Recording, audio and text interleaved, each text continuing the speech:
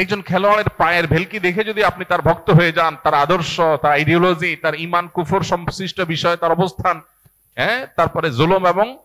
অত্যাচারীদের পক্ষে তার অবস্থানে সবকিছুকে ছাপিয়ে শুধু তার খেলার কারণে যদি আপনি তার ভক্ত হয়ে যান, তাহলে আপনার আদর্শ বলতে কিছু নাই। আপনি জাস্ট একজন আপনার নিজের প্রবৃত্তির পূজারী।